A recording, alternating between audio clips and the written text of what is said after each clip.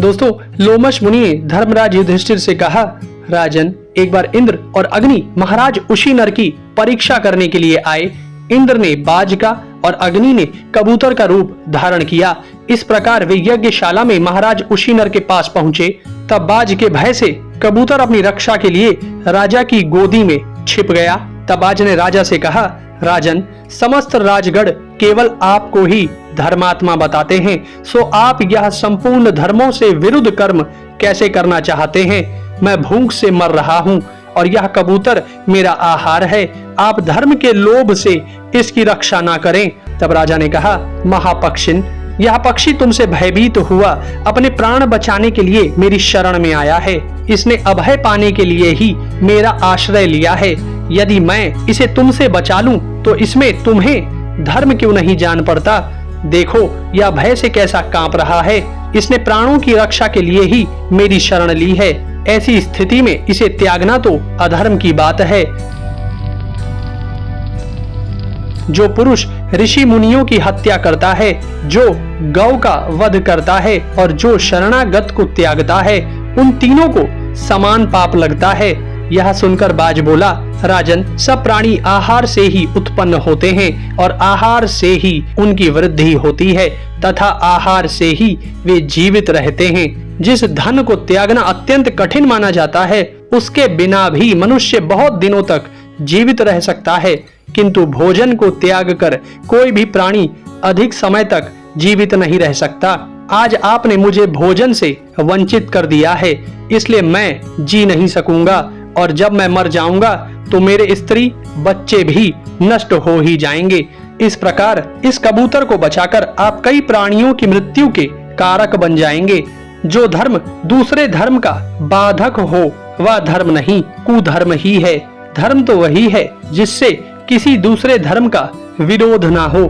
जहाँ दो धर्म में विरोध हो वहाँ छोटे बड़े का विचार कर जिसका किसी से विरोध ना हो उसी धर्म का आचरण करें। अतः राजन, आप भी धर्म और अधर्म के निर्णय में गौरव और लाघव पर दृष्टि रखकर जिसमें विशेष पुण्य हो उसी धर्म के आचरण का निश्चय करें। यह वचन सुनकर राजा ने कहा, पक्षी प्रवर, आप बहुत अच्छी बातें कह रहे हैं। क्या आप साक्षात पक्षीराज गरुड़ हैं? इसमें संदेह नहीं। आप धर्म के मर्म को अच्छी तरह समझते हैं। आप जो बात कह रहे हैं वे बड़ी ही विचित्र और धर्म सम्मत है। मैं यह भी देखता हूँ कि ऐसी कोई बात नहीं है जो आपको मालूम ना हो, किंतु शरणार्थी के परित्याग को आप कैसे अच्छा मानते हैं। पक्षी प्रवर, आपका यह सारा प्रयत्न आहार के लिए ही जान पड़ता है, सो आपको आहार इससे भी अधिक दिया जा सकता है। लीजिए, मैं आपको शिबी प्रदेश का समृद्धशाली राज्य देता हूँ और भी आपको जिस वस्तु की इच्छा हो वह मैं दे सकता हूँ, किंतु शरण में आए हुए पक्षी को नहीं त्याग सकता।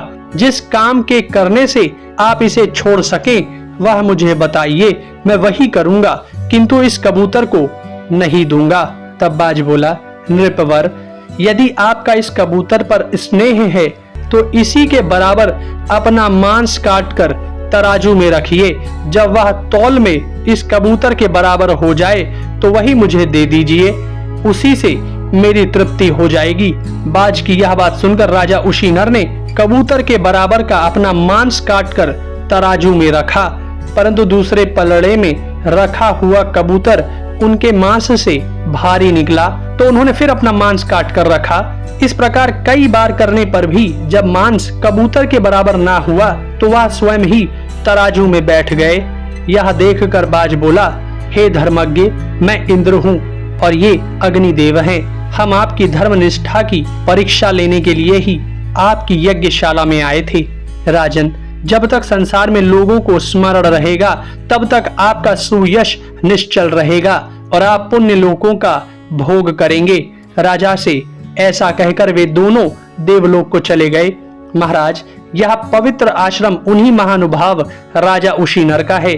यह बड़ा ही पवित्र और पापों का नाश करने वाला है। आप मेरे साथ इसका दर्शन कीजिए। इस प्रकार उस आश्रम का दर्शन करके युधिष्ठिर अपने भाइयों और लोमश मुनि के साथ आगे बढ़ गए।